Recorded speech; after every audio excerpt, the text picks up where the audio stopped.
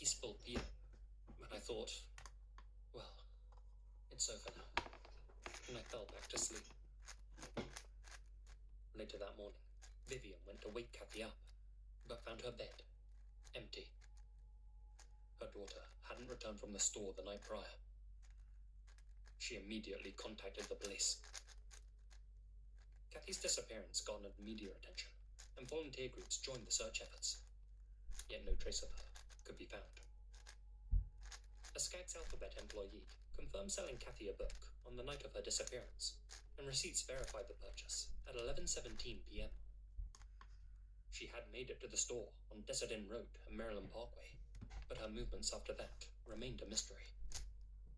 Surveillance cameras in the area hadn't captured anything of value, and despite the populated area, no witnesses came forward to say they had heard screams or seen anything suspicious.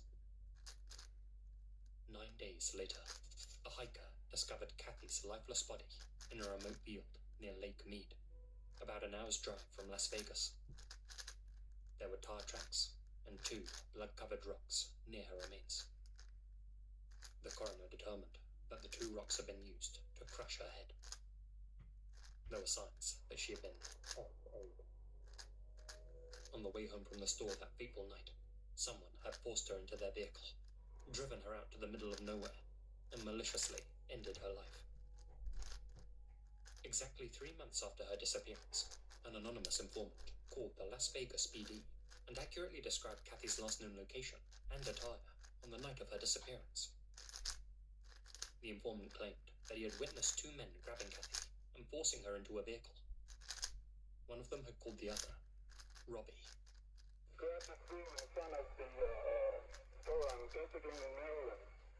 This is a few months ago. I don't have the contact so much. And I wrote this down because she was screaming and they put her in the car. She was a very young girl wearing the white hat and the pink pants.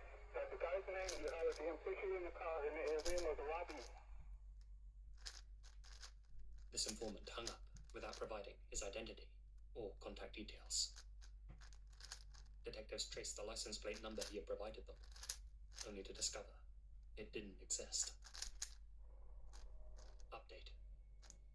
Kathy's segment aired on February 1st, 1989, during the first season of Unsolved Mysteries. Despite Robert Stack's pleas for the informant to come forward, he never did. However, even though the informant's identity remains unclear and his admission likely a hoax, Kathy's case has since been solved.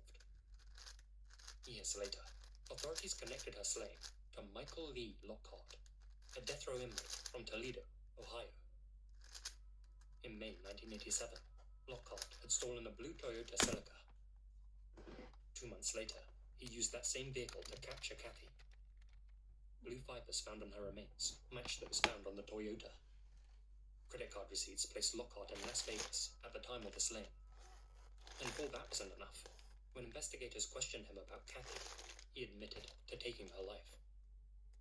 She was his first known victim, though obviously not his only one. By the time Lockhart was linked to Kathy's case, he had already been convicted of a series of slayings spanning Texas, Indiana, and Florida.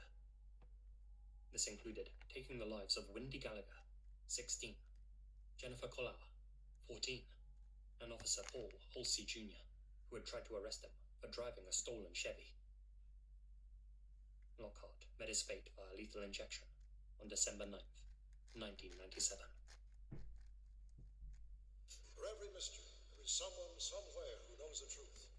Perhaps that someone was watching. Perhaps it's you.